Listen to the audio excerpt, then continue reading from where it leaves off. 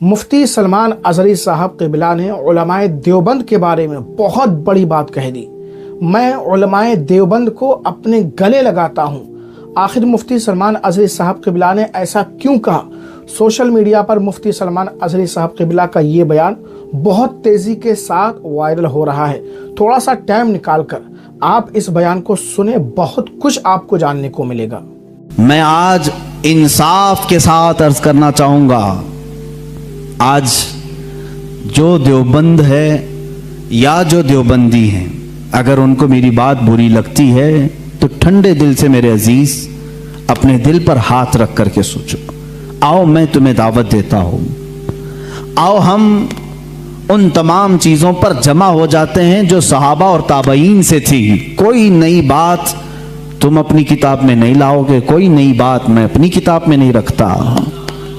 آؤ اتحاد کرو، میں اس اتحاد کا اعلان کرتا ہوں، لیکن جو نئی باتیں آئیں اس کا تم انکار کرو گے، علل اعلان کرو گے، اور یہ بھی کہو گے کہ ہم ان سے دور ہیں۔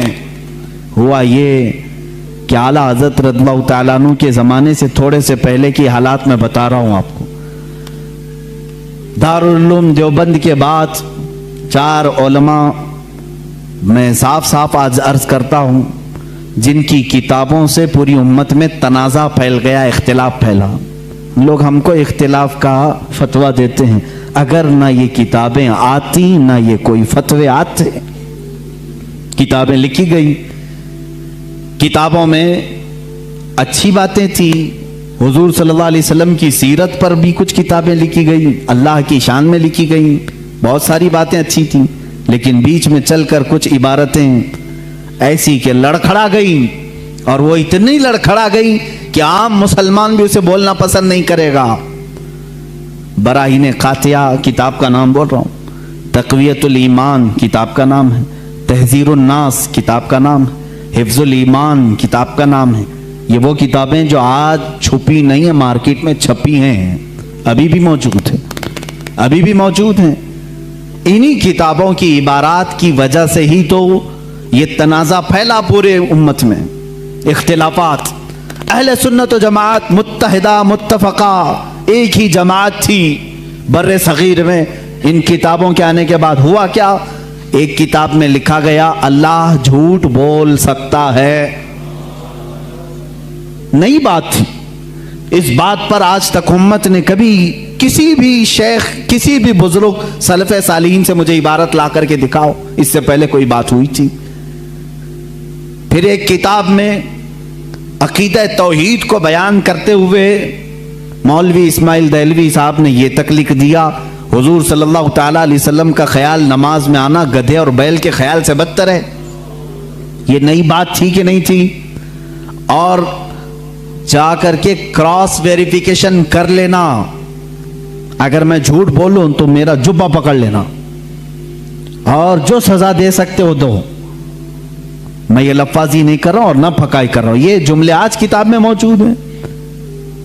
تقویت الایمان میں حفظ الایمان کتاب آئی، اس میں مولوی اشرف علی صاحب نے حضور صلی اللہ تعالیٰ علیہ وسلم کے علم غیب پر بحث کرتے کرتے یہ کہہ دیا، حضور کے علم غیب کی کیا تخصیص، کیا تقسیم، یعنی ان کی کیا خصوصیت ہے؟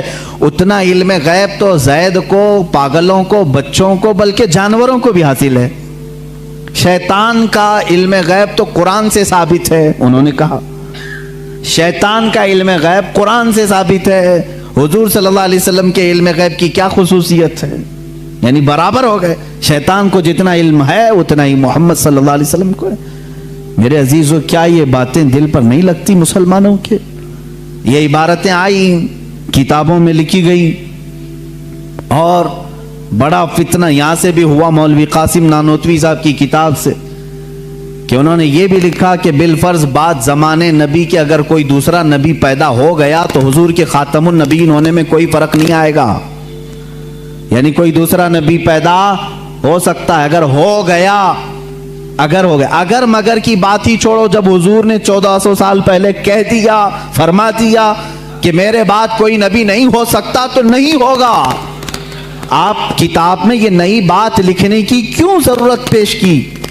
آپ کو کیوں ضرورت پیش آئی کہ اگر اب کے زمانے میں بھی کوئی نبی آئے گا تو حضور کے خاتم النبیین ہونے میں کوئی فرق نہیں آئے گا، تو آپ کی اس بات سے پتہ نہیں کتنے محلوں میں کہاں کہاں کوئی نبی ہونے کا اعلان کر دے گا۔ عزیزان گرامی وقار، یہ کتابیں پورا کا پورا ہندوستان ایک کھلبلی مچا چکی تھی، کوہرام بپا تھا، تنازعات میں گر گئے۔ قادیانی اپنے نبی ہونے کا اعلان کر رہا ہے، ادھر ایک نیچری فرقہ ہے علی گڑھ سے جو قرآن کے معجزات کا انکار، حسیات کو صرف ماننے والا، نیچر کو صرف ماننے والا اور مغیبات کو نہیں تسلیم کرنے والا، اور ایک طرف عظمت رسالت صلی اللہ تعالی علیہ وسلم پر، رسول کریم صلی اللہ تعالی علیہ وسلم کے متعلق یہ سارے جملے آ رہے ہیں۔ چلو 100 سال کا عرصہ گزر گیا، آج بھی میں دعوت دیتا ہوں، آج تو سوشل میڈیا کا زمانہ ہے، میری یہ دعوت قبول کریں علماء دیوبند یا جو بھی، میں آپ سے اتحاد کر لوں گا، سینے سے سینہ لگا لوں، لیکن صرف یہ باتوں سے تم انکار کر دو اور کہو کہ وہی عشق رسالت ہمارے اندر ہے جو سیدنا ابو بکر صدیق میں تھا، سیدنا عمر فاروق میں تھا، عثمان ابن عفان میں تھا، حیدر کرار میں تھا، رضوان اللہ تعالی علیہ مجمعین۔ جو مشائخ اہل سنت نے ہمیں محبت رسول اور تعظیم رسول سکھایا ہے اسی پر ہمارا اتفاق ہے، آؤ میں سینے سے سینہ لگانے کو تیار ہوں۔ ہم کون سا اختلاف چاہتے ہیں آپ سے؟ ہم کون سا اختلاف چاہتے ہیں؟ ہمارا یہ ایک بات یاد رکھ لیں، اگر میں آج نام لے کر کے کسی کو کہہ رہا ہوں تو صرف اس لیے کہ ہمارا دین ہی یہ کہتا ہے جو ان سے نا آشنا ہو اس سے ہمارا کوئی تعلق بھی نہیں، ہمارے رشتے ناتے اگر ہیں تو صرف عظمت رسالت سے جڑے ہوئے ہیں، جو نبی کا ہے وہ ہمارا ہے۔ اسی لیے سرکار مرشدی پیر و مرشد تاج الشریعہ رحمت اللہ تعالی علیہ نے فرمایا ہے، نبی سے ہو جو بیگانہ اسے دل سے جدا کر دیں، نبی سے ہو جو بیگانہ اسے دل سے جدا کر دیں، پدر مادر برادر جان و مال ان پر فدا کر دیں۔ اسی وقت ایمان کو پہنچو گے، اسی وقت ایمان کو پہنچو گے۔ اب یہ حالات میں بتا رہا ہوں آپ کو، انڈیا کے، ہندوستان کے، اکھنڈ بھارت کے حالات، مسلمانوں میں تفرقہ پیدا کیا انگریز، اور انہوں نے اپنے مال، اپنی حکومت، اپنی سلطنت کو پھیلانے کے لیے، بہادر شاہ ظفر کا قتل ہو چکا تھا، اس کے بعد علماء حق نے محسوس کر لیا کہ انگریز درمیان امت تفرقہ ڈال کر اپنی کرسی سنبھالنے کی کوشش کر رہا ہے، تو وہ مرد مجاہد علامہ فضل حق خیر آبادی رحمت اللہ تعالی علیہ نے دلی کی جامع مسجد سے فتویٰ صادر فرمایا کہ انگریز ہندوستان کا دشمن ہے، ان سے قتال کرنا فرض ہے مسلمانوں کو۔ اسی فتوے کی بنیاد پر زندگی بھر کی عمر قید کی سزا میں ان کو انڈمان نکوبار بھیجا گیا، وہیں پر ان کی وفات ہوئی۔ آج مزار بھی ان کا جزیرہ انڈمان میں ہے۔ مولانا کفایت علی کافی رحمت اللہ تعالی علیہ، جو 1857 کی یہ جو غدر ہے، اس کے بعد کے علماء اہل سنت کی بات میں کر رہا ہوں، انہوں نے محسوس کر لیا اسی زمانے میں کہ انگریز نے فرقہ پیدا کر دیا ہے، کچھ علماء اس کی بولی بول رہے ہیں۔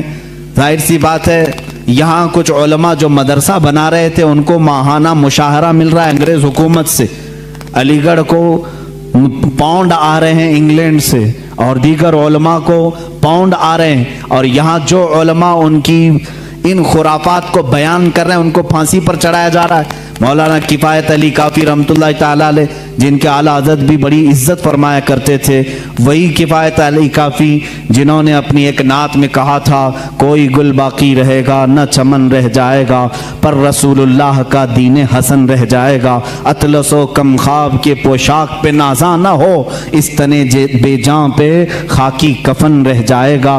یہ جو نعت انہوں نے لکھی تھی اس وقت جب آپ کو پھانسی کے پھندے پر چڑھایا جا رہا تھا، یہ مولانا کفایت علی کافی، پھر مولانا عنایت احمد کاکوروی رحمت اللہ تعالی علیہ، جن کو جیل کی سلاخوں کے پیچھے انگریزوں نے بند کیا، اس ایک عالم ربانی نے پتھر کی ٹھیکری سے دیواروں پر پوری علم الصیغہ کتاب لکھ دی تھی، جو آج بھی عالم کورس کی کتاب میں پڑھائی جاتی ہیں۔ عزیزان گرامی وقار، اگر انگریز کو علماء سے محبت تھی اور وہ مدرسے کی سنگ بنیاد میں آ رہے تھے تو ان علماء کے ساتھ وہ کالا پانی کی سزائیں اور موت اور پھانسی کی سزائیں کیوں دے رہے تھے؟ آپ سمجھا کریں، کچھ علماء کو وہ شہید کر رہے تھے اور کچھ علماء کو وہ پیسوں سے پال رہے تھے۔ یہ حالات بڑے دیگرگوں تھے، امت میں تفرقہ، اختلافات آ چکے تھے۔